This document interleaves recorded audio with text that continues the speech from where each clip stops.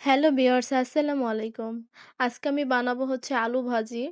তো আলু ভাজিটা করার জন্য ১ম এ আমি দিয়ে দিব হচ্ছে তেল আর দিয়ে দেব হচ্ছে পেঁয়াজ কুচি।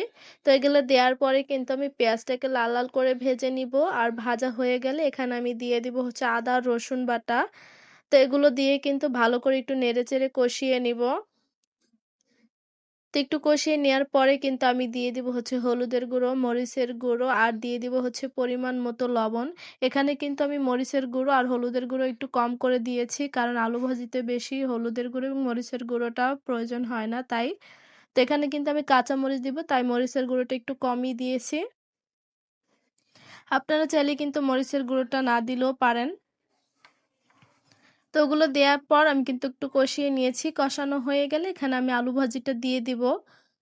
তো আলু ভাজিটা দেওয়ার পরে কিন্তু আমি সুন্দরভাবে নেড়েচেড়ে মিশিয়ে নিব। তো আমি কিন্তু আরেকটা আলু ভাজির ভিডিও ছেড়েছিলাম, তো সেটা ছিল শুকনো আলু ভাজি। আর এটা আমি কিন্তু একটু ভিজা ভিজা করে করব। তো তারপরে কিন্তু দিয়ে দিলাম হচ্ছে আমি মরিচ কুচি। মরিচটাকে কিন্তু আমি মাঝখান থেকে কেটে দিয়েছি। তো দেওয়ার পরে কিন্তু আমি আবার একটু ভালো করে নেড়েচেড়ে নিব। তো এইভাবে নেড়েচেড়ে আমি কিছু সময় একটু রান্না করে নিব।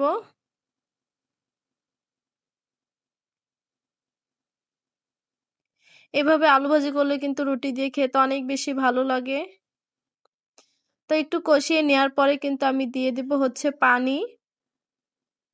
যেহেতু আমি একটু ঝোল ঝোল করে রান্না করব, তার জন্য কিন্তু আমি আলু ভাজিতে একটু পানি দিয়ে দিয়েছি। আর শুকনো আলু ভাজি করলে কিন্তু ওটাতে কোনো পানি দেয়া লাগে না। তো পানিটা দেওয়ার পরে কিন্তু আমি একটু নেড়েচেড়ে সিদ্ধ করে নিয়েছি। আর আমার আলু ভাজিটা কিন্তু সেদ্ধ হয়ে গেছে, দেখতেই পাচ্ছেন বলক চলে এসেছে। আর আলু ভাজি কিন্তু সেদ্ধ হতে বেশি সময়ও লাগে না। তো এখন আমি একটু আধ ভাঙা করে নিয়েছি। আধা ভাঙা করে নেওয়ার পরে কিন্তু আমি দিয়ে দেব হচ্ছে টমেটো। টমেটোগুলোকে কিন্তু আমি একটু গালিয়ে নিব। তো আমার টমেটোও কিন্তু সেদ্ধ হয়ে গেছে। তো এখন একটু নেড়েচেড়ে নিয়েছি। এখন আমি দিয়ে দেব হচ্ছে ধনিয়া পাতা। তো ধনিয়া পাতাটা দেওয়ার পরে কিন্তু আমি আবার একটু নেড়েচেড়ে দিব।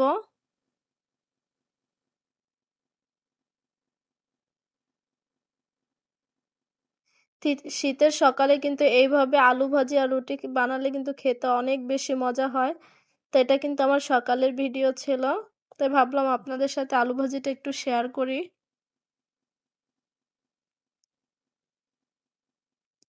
তো আমার আলু ভাজিটা কিন্তু হয়ে গেছে। আমার ধনিয়া পাতাটা সেদ্ধ হলেই কিন্তু আমি নামিয়ে নিব। হ্যাঁ, দেখতেই পাচ্ছেন আমার ভাজিটা কিন্তু হয়ে গেছে। আর মাশাআল্লাহ কত সুন্দর হয়েছে, কালারটা খেতেও কিন্তু অনেক বেশি মজা হয়েছিল। তো এইভাবে আপনারা অবশ্যই বাসায় বানিয়ে খাবেন, অনেক বেশি মজা হয়।